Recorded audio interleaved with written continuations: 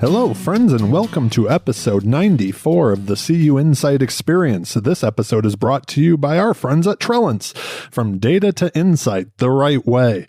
My name is Randy Smith. I'm one of the co-founders of CUInsight.com, and it is my job on the show to have conversations with the best and the brightest of the credit union community. I get to pick their brains and see if we can't find a few nuggets that we can all learn from. My guest on today's show is Larry Sewell.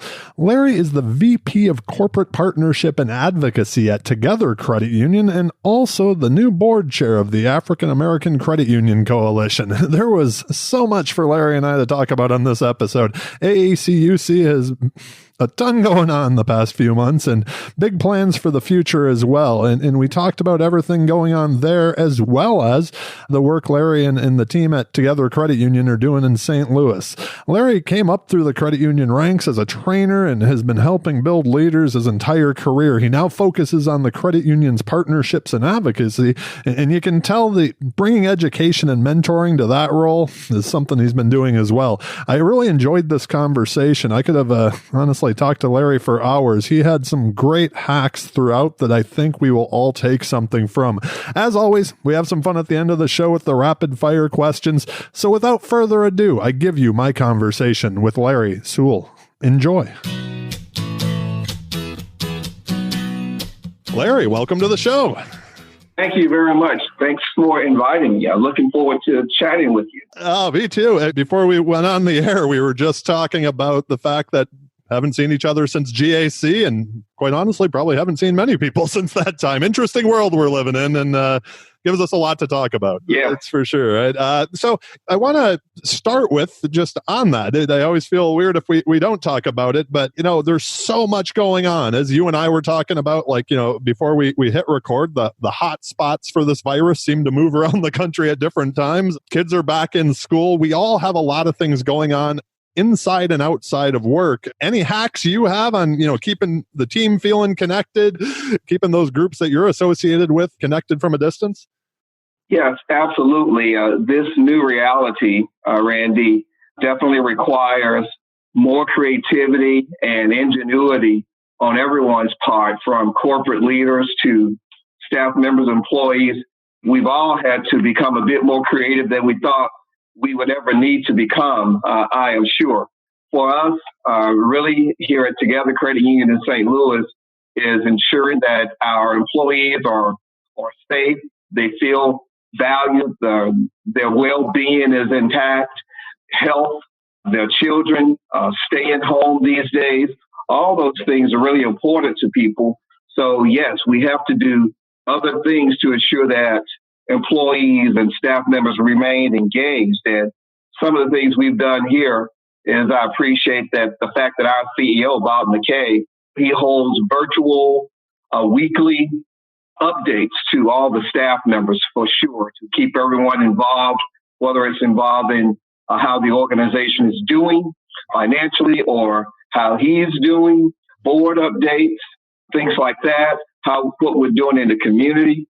All those types of things he does in his videos. Also, we have employee-wide, company-wide virtual staff meetings, virtual conversations. And during those meetings, we recognize and reward employees for their hard work, for their creativity and ingenuity. We recognize people for their tenure, Together Credit Union. So we still do all of those things. We are focusing more on giving back to the community. We have always done that, but even more so now in these, as we said, difficult times.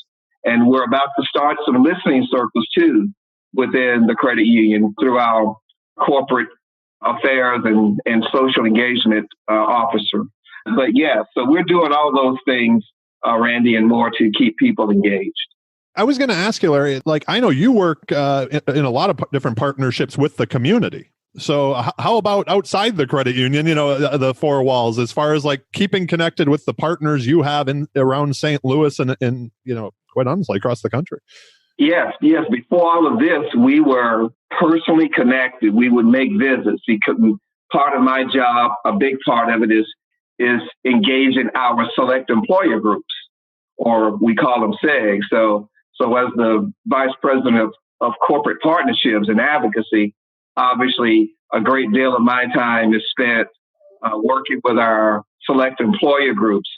Our first 70 or so years as a credit union, 60 or so years as a credit union, we were primarily a single sponsor credit union. Before we were Together Credit Union, we were Anheuser-Busch Employees Credit Union. Absolutely. Yeah. That required a great deal of involvement with select employer groups and staying involved with them, like on my part, making personal visits, getting on an airplane,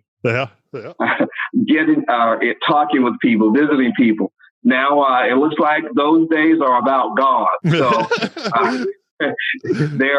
So as I said before, more creativity to ensure we are engaging our SEGs, and we're doing that more electronically now than anything else. And obviously some telephone calls, but ensuring that they know that we're still here and they are still our members. And our first priority is to continue to serve them to the best of our ability. That's a big primary and big goal for us, is to continue to do that. It has been something for all of us. I know we all look forward to the future when we can travel and meet in person again. But I think the idea that we're going to put this genie back in the bottle is probably not going to happen. It's going to be some kind of combination of both at some point, right? So. Yeah, absolutely. So that's what we're doing, and it's requiring more collaboration amongst our employees to work together even more so. And, to make sure that we're all working towards the same thing. And it doesn't stop planning. It doesn't stop strategy. It doesn't stop execution. It does it in different ways. So that's the big thing. So I'd like to pivot a little bit here. This summer, you were named the chairman of AACUC, an organization that I absolutely love. Renee was on the podcast before. I've probably told the story multiple times. One of my favorite conference experiences was at one of the conferences down in Charleston, where Jesse Jackson was also speaking, and shared coffee with him one morning. Didn't even know. So it was like, it was an amazing thing. But you've been active on that board now for a few years. When I was kind of doing the homework, you've served on pretty much every committee. There it seems like. What are you most proud of that the board and that organization has accomplished? And as chairman, what are your top priorities moving forward? Thank you for that question. I'm not sure how well I can answer it, but I'll give it a shot. Number one, AACUC is a tremendous organization that has persevered and continues to persevere through many challenging times and situations. And I've been a member of the board of directors since 2016. And as you said, had the opportunity to serve on several committees, from advocacy to mentorship to membership to internship. And those are the key pillars of the organization, actually, Randy, are those things. So for us as a board, and for me now, just being elected as the chair, which I take as a tremendous honor that my fellow board members have enough faith and confidence and trust in me to elect me as the chair of this fine organization. So going forward for us, we know it's going to be this continual journey of making sure that our members who we are here to serve know that we are here for them. And particularly, we as African-American leaders in this industry, this credit union industry, I think it's really important for us to be role models as we see and meet other young professionals of color within our industry. Because for me, when I was first introduced to the AACUC, it was a tremendous pleasure and a bit of a surprise to see so many African-American leaders in the credit union industry in one spot when I attended my first conference in 2009, which happened to be here in St. Louis, Missouri. Okay. And to see that really motivated me to get involved. And that's all I wanted to do, Randy, at the time, was just get involved, maybe volunteer on a committee, help with a little bit, And fast forward 4 years, here I am sitting as the board chair. So that was definitely not on my radar screen for sure. Let me tell you, but I was going to say there have been some pillars, and there currently are, of the credit union industry on that board. Maurice Smith was one of my early podcast guests and one of my absolute favorite. I know he's on the board.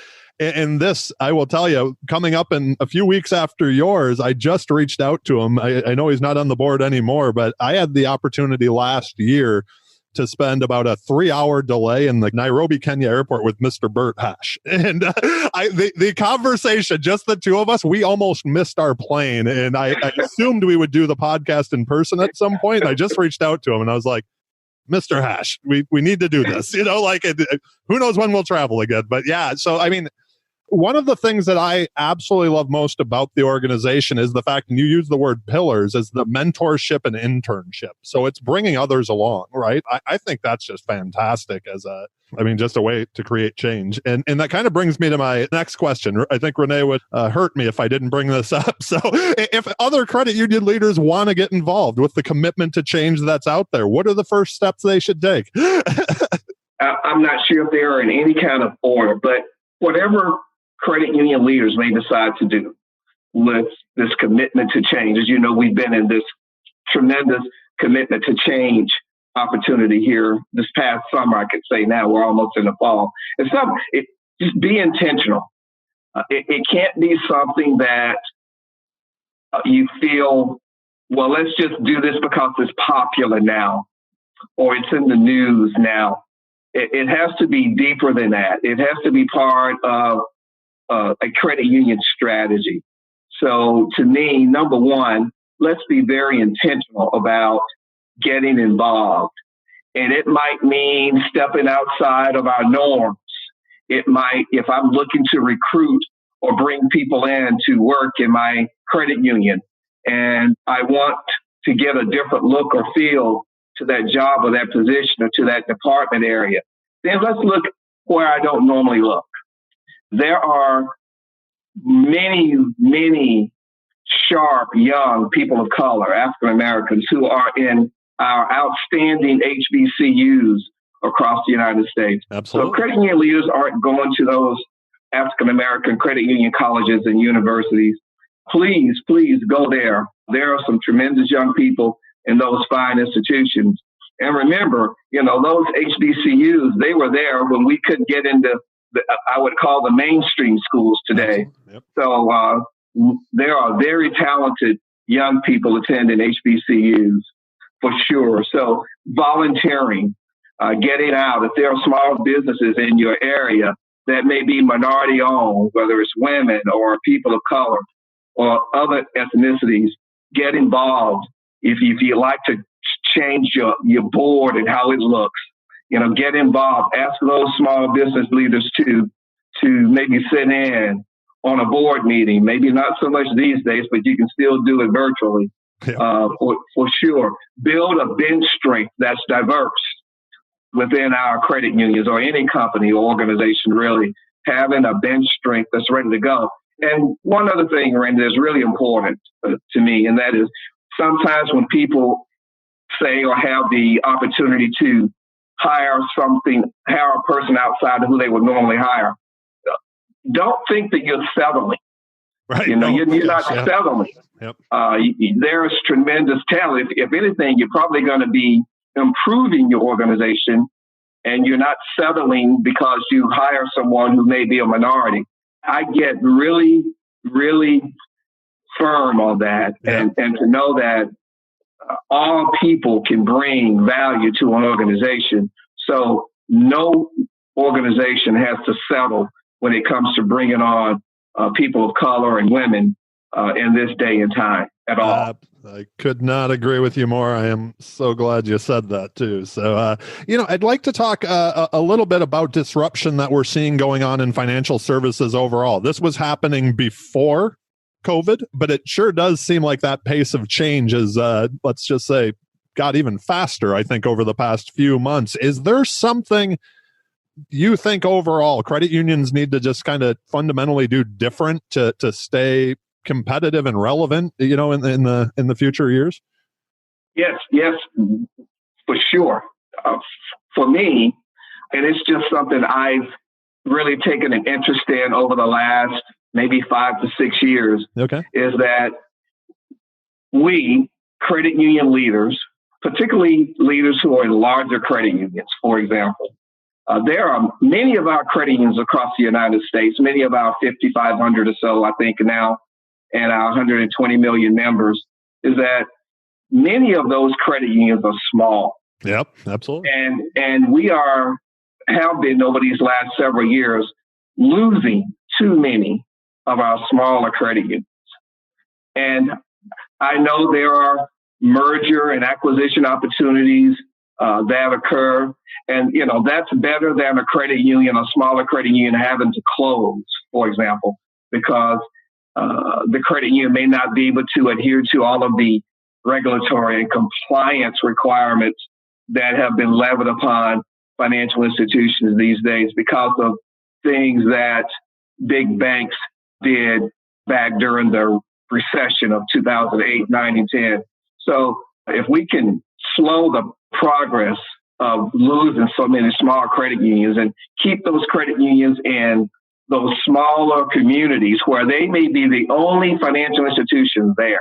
Absolutely. Or one within some kind of reasonable distance, per se. So I think that's one thing we can, and I know credit unions do that. Hopefully we can do more. I know the AACUC is really focused on helping smaller credit unions continue to survive and operate as best as we can. And we can become mentors to those small credit unions and their leaders as we talk about mentorship and things like that. Good stewards of our time and effort. I couldn't agree with you more. One of the things that I always think back on is like, even when we started CUInsight, we were 11,000 credit unions. You mentioned, 5,500. We're heading into what looks like a recession. And I think everybody thinks those numbers are going to shrink. And once you lose the charters, they tend not to come back. Right. So it's, yeah, absolutely. I am 100% with you on that.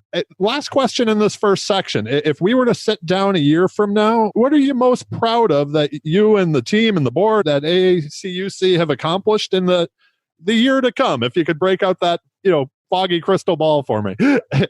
Yeah, that's for sure. That would be some kind of crystal ball. We can look out a year from now and be anywhere near closest to what we.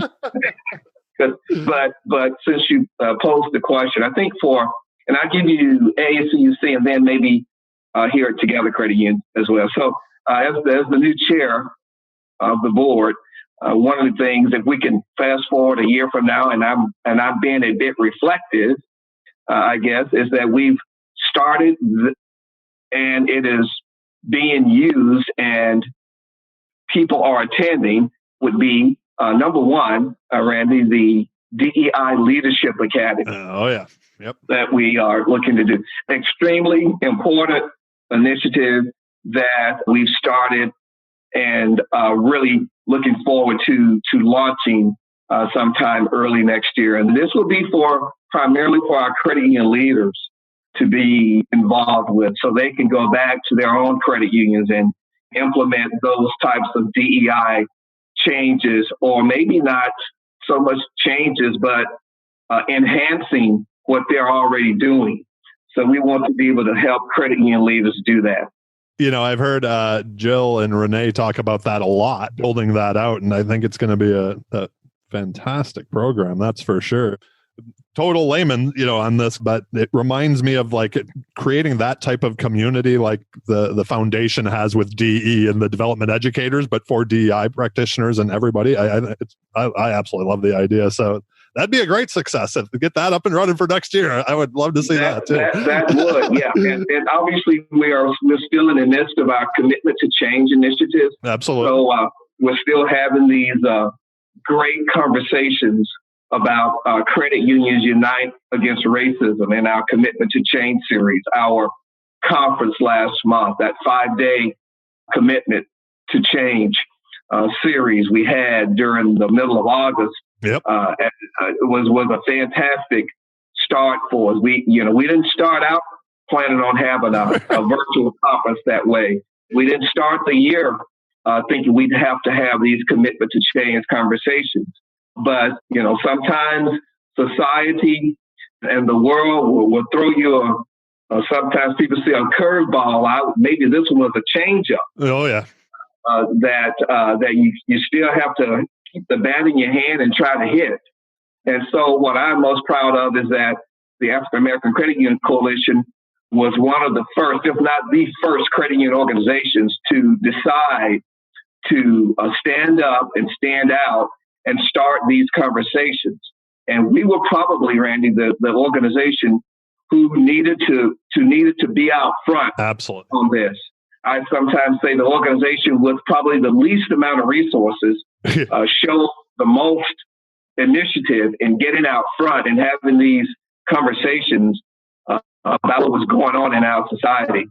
Even though for me, Randy, if I could take a moment, this isn't new. I grew up in the South. I grew up in Birmingham, Alabama. So I have, I would say, fortunately and unfortunately, experienced how racism can just destroy a town, a city, an organization, anything, or our environment, our country, if it's not addressed.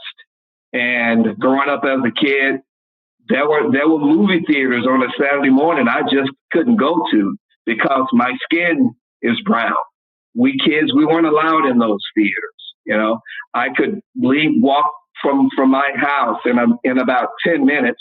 I could be standing at the doorsteps of the 16th Street Baptist Church that was bombed in 1964 and killed 4 Black girls. And so very close to me, that terrible incident happened. So this sickness that racism is a prompt for all of us to do what we can today in particular. So I am really fortunate to be a part of AACUC and that we are and will continue to be out front. So one of the things that we'll continue to do is doing that and inviting all people of all backgrounds, of all ethnicities to join in our conversations. So also, we want to ensure that our membership is proud of what we're doing. So that will be another thing. And that all of our partners who work with us, and there are many, and I will name them here a little later, who are helping us with all of this. It's tremendous. We could not do it without them, for sure. And we want to continue our internship and advocacy program. So a year from now, if we were to talk again and I could say, Randy, here's what we've done in all those areas, and we've given people an update or a report on how they've invested into AACUC. We will link to all the partners and everything in the show notes. And I will tell you, just a personal plug, I wish everybody out there would become a part of the organization. I am such a fan, and I'm motivated by the work that you guys are doing. So if there's anything we can do to help, we are an open door always. Interest of time, I'd like to move on to the second part of the show, the leadership and life hacks. It's kind of what the podcast is all about. To start, what inspired you to take the gig as VP of Corporate Partnership and Advocacy at Together Credit Union? Just right up front with that question, and it's my CEO. He's to blame for that. Bob. It's Bob's fault. It's his fault. We were having a conversation several years ago, and he floated the idea by me of having a job or position like that. And of course, I agree. Let's say, yeah, Bob, that's a great idea. I think that position will serve us well into the future. Whenever we want to get started with that, yeah, I'll help you any way I can. So let me ask you, so the position was basically, it sounds like Bob created it with you in mind. It wasn't something that existed before. Now that you've been into it for a few years, has the inspiration changed? Is it doing what you hoped for?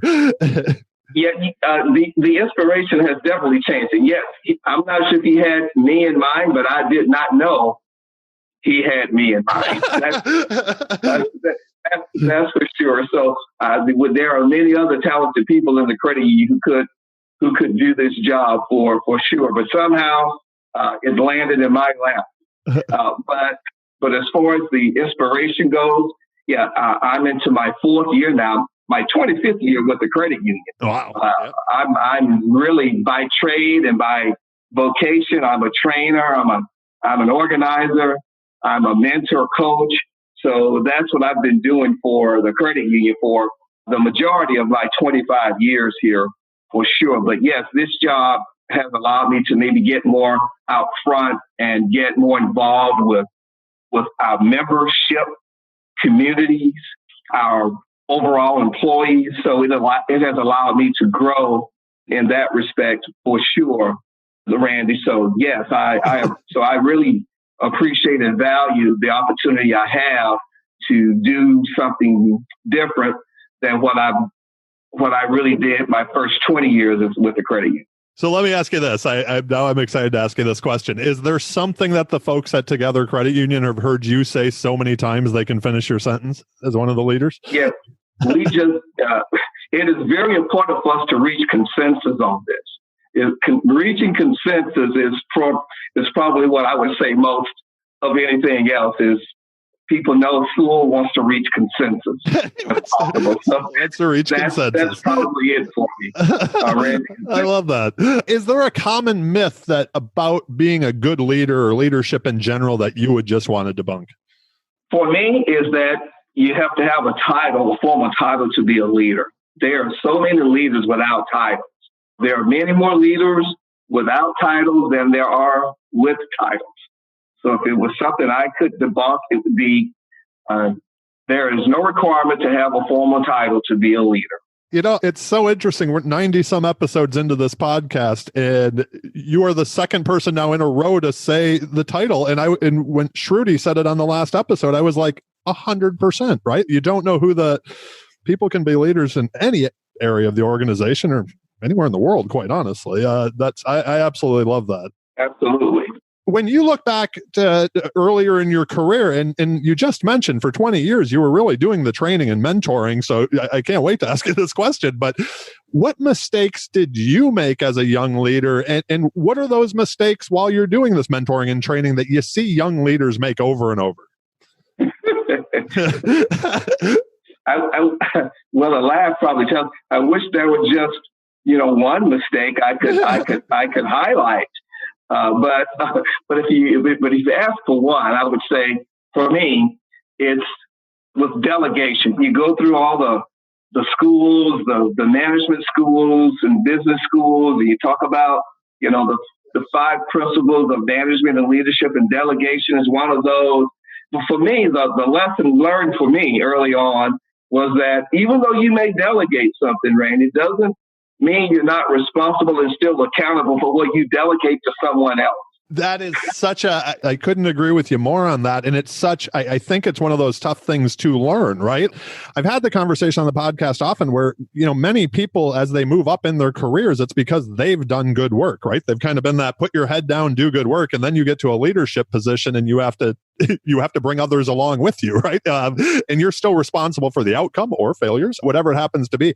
If you go back to put your training hat back on, do you have a hack? Is there something for that new leader out there that, like, a tip you would give them today to maybe flatten that little bit of a curve a little bit so that they don't have to take the same bumps you and I did?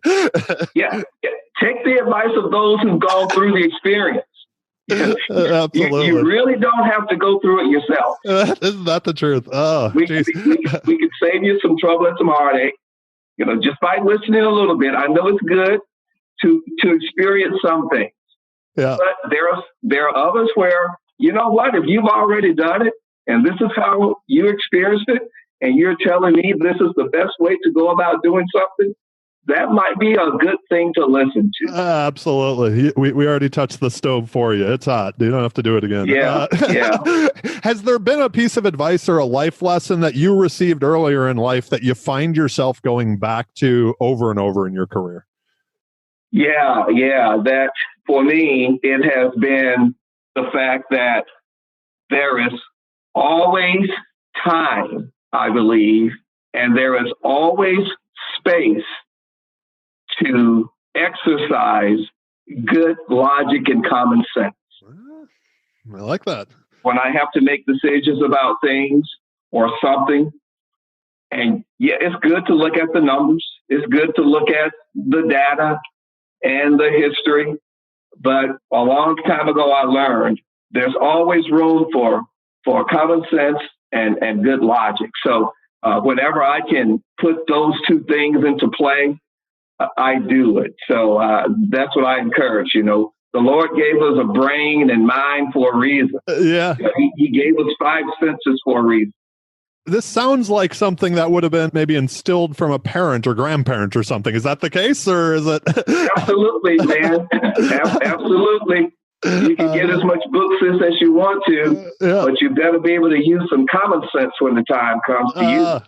I love it so much. One of the things I noticed in the first season of the podcast was how important mentors and that like strong network was for people's careers. Is that something I know? Obviously, you're actively involved with many organizations, but is that something that's been beneficial to you, the mentorship and the network overall? Yes, Randy, for sure. I've had the good fortune during my career as a commissioned officer in the United States Air Force. I had many mentors. Now, back then, when I was in the Air Force, that was probably more telling than there was advising. Yeah. But as a young lieutenant and captain, and mentors were definitely there. And here's the thing with mentors. I think that I'm sure I'm not the only one who feels this way. The mentor doesn't always choose the mentee. Sometimes the mentee chooses the mentor, and the mentor may not even know that he or she is a mentor. Yep. Sometimes we just observe people who we appreciate, we like. You mentioned some of the titans in the credit union industry, like Bert Hash, Sheila Montgomery. Oh, Sheila's fantastic. And the like, Maurice Smith, all of those fine professionals in our industry. And I could go on with that list of people. For me, they've been excellent role models and mentors. Also, growing up in the credit union industry, people like in my case, like Howard Gandolo, who was one of our vendors who came in to help us back at the time with total quality management when that was a thing, helped me tremendously. And my boss for almost 20 years, Dan Vogler, have been tremendous mentors and coaches for me. You mentioned Sheila Montgomery. Another person who's been on the podcast was Lynette Smith. And I will tell you, one of the things I love about Lynette is that she asks questions a lot, and I love it. I enjoy every conversation I get to have with her. It's one of the things I miss not being able to travel right now is running into everybody, right? And just having those conversations in the hallway. Yeah. Before we move on to the last part of the show, if there's nothing on the calendar, free day, what does Larry do to recharge? And what does that work-life integration look like to you? Randy, find me the nearest golf course, man. Okay, that's it. Find me the nearest golf course. And when people hear this podcast, they'll fall out of their chairs laughing. They're at school, trying to figure out a way to get back to a golf course. Yeah.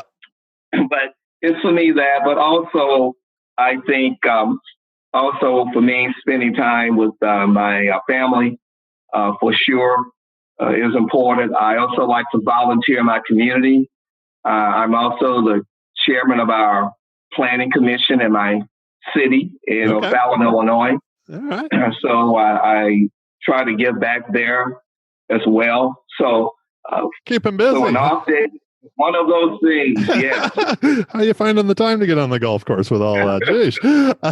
The last part of the show, I want to be respectful of your time. These are the rapid fire questions. The questions are rapid. Your answers don't have to be. So what were you like in high school? You mentioned going into the military, but what were you like in high school? And do you remember the first time you got into any memorable trouble? I don't remember anything that far long ago. And you talking about high school? Really? Man, that was like, I don't know how long ago, but if you ask a question, I just remember me being just kind of boring, really. Okay. But memorable trouble. I don't know if it was it may have been high school, but some of my buddies and I, somehow we came upon a cigarette or two, and we decided that we would go somewhere and hide and try to smoke these things. Yeah. And I got so sick that to this day, I've never picked up another cigarette. You're not touching one. You learned early, right? Again. And also, I couldn't get in trouble much in high school anyway because my high school principal just stayed right around the corner from it. Oh, okay. You know, so, it was just a short walk for him to just, give a quick report to my parents, and I'm done, man. You were done. That's tough when the principal's the neighbor. Principal's staying around the corner. Terrible. I asked this question when Jill was on the show, and her dad was the vice principal in charge of discipline at their school. So she didn't have the ability to get into trouble either. So the opportunity was not there. Yeah, no. So most of us stumbled into a career in credit unions in one way or another. What did you want to be when you grew up? Well, yeah, I also stumbled into credit unions. It was a great stumble. Yeah, absolutely. What's we're here. Yeah. But as I remember growing up as a kid, watching TV sometimes, small black and white screen. I would see these guys, they'd have their suits on, and they'd go into the office, and they'd have this little thin briefcase. And I'm thinking, man, that looks, and they, talk on the phone and do some things like that. Man, they do that and get paid, huh? Absolutely, yeah. I'm thinking that might be something good for me to try to be a businessman. I had no idea what that meant or what I would actually do with it. As a kid, that's what I wanted to do. So I don't actually have that old school briefcase anymore. Right. But I think the credit union business has made me the business person I was looking to be. That you wanted to be? Oh, that is beautiful. I love it. Do you have any daily routines that you do that if you just don't do them, your day feels off? I have not been one to have a daily routine much. Yeah. For some reason.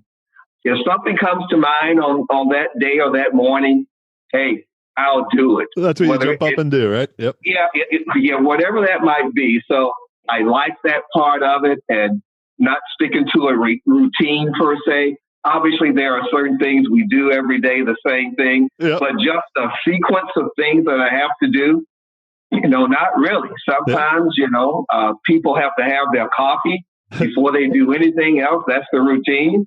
For me, I'm not a big hot coffee drinker. For me, if I'm drinking coffee, it's cold and I'm drinking it through a straw. Yeah, right. And later in the day, probably. So yeah. The random question: what's the best album of all time? That one you can still listen to front to back without skipping a song. Oh, geez. Man, Randy, that's a slam. That's a slam dunk, man. Oh. 1977, Stevie Wonder, Songs in the Key of Life. Songs in the Key of Life. I born and raised in Metro Detroit, so I am a Motown guy. And every song on the vinyl. Yeah. For those who don't know what a vinyl is, it's a black round small hole in the middle. Yep. Yeah. I just saw an article that it was the first year since who knows when that vinyl sold more than CDs. So it's vinyl's coming back or is back, I guess. Yeah. People do still play their vinyls these days. That is a great choice. That would be 33, I think, as I recall. Wow. So I'm a reader. Jill and I have a stack of books around the house. Many have been recommended to people that have been on the podcast. They keep piling up. Do you have any books that you've either gifted or you recommended often over the years? When I do read, I like autobiographies. Okay, yeah. So General Colin Powell, excellent autobiography. Jackie Robinson, Nelson Mandela. So I like reading about people and their lives and their experiences, for sure. Now, more business-related books. Growing up in the industry, I really liked reading several of the Stephen Covey books, The 7 Habits of Highly Successful People, or You Are What You Were Then. Books like that. Ken Blanchard books on leadership and process improvement, things like that. Those are the types of books I most enjoyed reading and would recommend to other people. Yep, absolutely. Those are some good ones, that's for sure. I have not read the Colin Powell biography. I'm going to have to pick that up. I'm a biography guy myself. I enjoy that. Yeah. I've really gotten into listening to biographies on Audible, like going for walks and just having that in my ears. So, it's Yeah. I think it's really inspirational to read how others negotiated life and experiences, and to see where I can apply those into my life. So, next question. As you've gotten older, what's become more important to you? And has anything become less important? Yeah. Less important would be that, people put a lot of, and it's a good thing. It's not like it's a bad thing. How can you be successful in life and trying to just stay on maybe one road to success? But what I've learned and appreciated throughout my life and career is that there are many pathways to success, and that setbacks are pathways to greater things and greater opportunities. So, I've learned to continue to persevere, but persevere with more patience. Well, I like that line. I like that a lot. I might be coming up with the title of the show from that. That's a good line. I love that. So, but it takes getting older and going through experiences to get to that point. So I understand the desire to do well, and it's great. Yep. But it's not going to always be a smooth road with no hills or no boulders. Yeah, absolutely, in our way, right? So blocking our pathway. So for sure. There's a question that I didn't send you. When you hear the word success, who is the first person that comes to mind? My grandfather, who adopted when I was a small child. Oh, that's fantastic. I love it. After he and his wife had already raised 10 children of their own. Holy smokes. And then they had another young one in the house, eh? Yeah, my brother and me. So, yeah. So, and for what he did in his life, obviously, growing up and as a young person, as an adult, and facing all types of racism and discrimination, and still persevering and taking care of his family and working all of his life, and experiencing, thankfully, some great later years in his life. So to me, all I have to do is look and point and think about him. And for me, that success is not about how much money you make. It's what you do with what you have in the time that you have. I absolutely love that answer, Larry. I think it's a great way for us to start wrapping up this show. But before we go, I really do thank you for taking the time today and sharing your story. My last question, do you have any final asks of our listeners or final thoughts you'd like to share? Yeah, I would just ask all of our listeners, I'm sure this podcast will maybe go long and broad, but, from a credit union perspective, from the times in which we are in now, is to just be respectful of others. Try to put yourself in another person's position. Understand and appreciate what we all go through in this life. Remember that we are all here for a reason. We can all contribute towards the greater good in our country and in our society, in our world, for sure. I appreciate what the ACUC is doing, and I said I would give a thank you to some of our sponsors and partners. So I want to do that now, and I want to thank them for helping us as we go through this ACUC journey. And that would be Aacuc Credit Union of Baltimore, Michigan State Federal Credit Union, University Federal Credit Union, Schools First, CQ, State Employees, PSCU, all of those. My Credit Union, Together Credit Union, CUNA Mutual Group, Visa, all of NAFQ, all of those who have helped us along the way. And I apologize if I didn't get them all, but I know we're coming short of time. We will link to that in the show notes, plus everything else that we talked about, so people can see everybody that is supporting and how you can support, because it is a fantastic organization. I hope more and more people get involved in more organizations.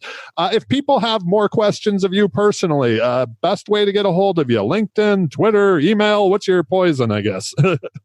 My most used social media platform is LinkedIn, but also you can use L. Sewell at togethercu.org or L. Sewell at aacuc.org. We will link to all of those as well. Thank you so much again, Larry, for being on the show. Please stay well, my friend, and I hope you have an amazing day. All right. Thank you very much for the time.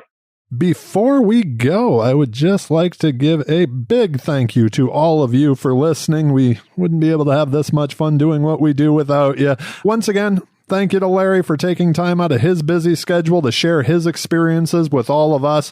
And a huge thank you to our sponsor, Trellance. Our friends at Trellance have been a longtime partner and supporter of ours. So please make sure to click on their link in the show notes and give them some love. See how they are transforming data into actionable insights for credit unions from coast to coast. One last thing before we go. Don't forget about the CUInsight Experience podcast book list. Need some stimulation for the old mind? We've got you covered. Get your next book recommendations from the guests on our show. Thank you all again for listening. Have a great day and stay well, friends.